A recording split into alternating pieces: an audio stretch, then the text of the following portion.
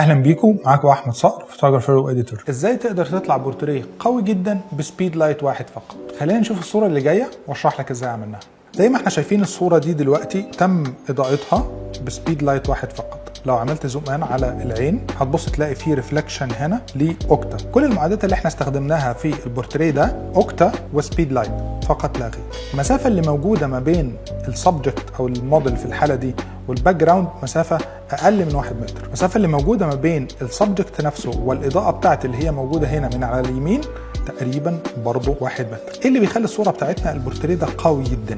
اولا البساطه، انت مستخدم معدات قليله جدا وفي نفس الوقت قدرت تطلع ببورتريه بنسميه درامي شويه، يعني الصوره متنوره من جزء والجزء الثاني اللي احنا شايفينه ده هو عباره عن شادوز او ظل، وفي نفس الوقت الخلفيه شبه متنوره بمستوى معين من الجراي. طبعا المسافه ما بينك وما بين السبجكت او الباك جراوند بيعتمد على نوع العدسه اللي انت مستخدمها. ممكن انت راجل بتحب مثلا الشالو دبث فيلد او العدسات اللي فيها فتحات، عدسه كبيره زي 1 و2 او 1 و4 تقدر تستخدمها. تقدر تستخدم عدسه ال50 او ال85 او ال105، او حتى لو انت حابب تصور بال24 70 حتى لو f4 تقدر تطلع بنفس الكاميرا. لو حتى الكيت لينز العدسه اللي بتيجي مع الكاميرا اللي موجوده معاك اللي هي 18 55 تقدر تطلع بيها نفس الكادر، لان اللعبه كلها هنا هي في الاضاءه وتوزيع الاضاءه وزاويه الاضاءه. مره ثانيه كل اللي احنا مستخدمينه في الصوره دي انت مستخدم اضاءه بس واحده على اليمين. طب لو عاوز تزود، يعني دايما خلي البدايه بتاعتك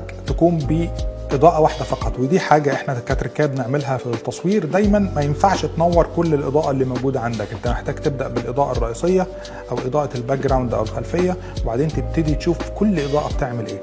أنا بالنسبة لي لما جيت أجرب الصورة دي نورت حاجة واحدة بس اللي هي السبيد لايت اللي كان موجود على اليمين، وخدت لقطة بعمل تيست لقيت لا أنا محتاج الكادر يطلع بالشكل ده لأنه متوافق مع الموديل اللي في دماغي، خلاص سبته على كده. أقدر أعدل في الكادر ده؟ طبعا تقدر تحط إضاءة عشان تملى الجزء الأسود ده بزاوية تيجي من هنا بحيث إن أنت تنور شوية الحتة دي. تقدر بكل بساطة تحط إضاءة في الباك جراوند أو ورا الموديل مباشرة تخليها وايت باك جراوند. لكن البداية دايما عندك خليها بسيطة جدا سهلة جدا بأقل الإمكانيات.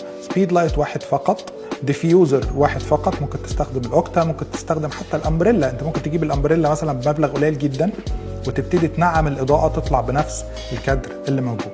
وده كان مثال حي على انه انت مش محتاج معدات كتيره قوي عشان تطلع ببورتريه قوي او صوره قويه جدا. كل اللي انت محتاجه بعض من القوانين اللي احنا اتكلمنا عليها في بعض الفيديوهات السابقه زي قانون التربيع العكسي، تفهم الميترنج مود وتفهم اساسيات التصوير الفوتوغرافي وتتعلم كل التفاصيل اللي موجوده في الكاميرا بتاعتك عشان تقدر تتحكم في الاضاءه بالشكل اللي يخليك تطلع بصور كرييتيف او صور جميله جدا باقل الامكانيات. كان معاكم احمد صقر واشوفكم في الفيديو اللي جاي.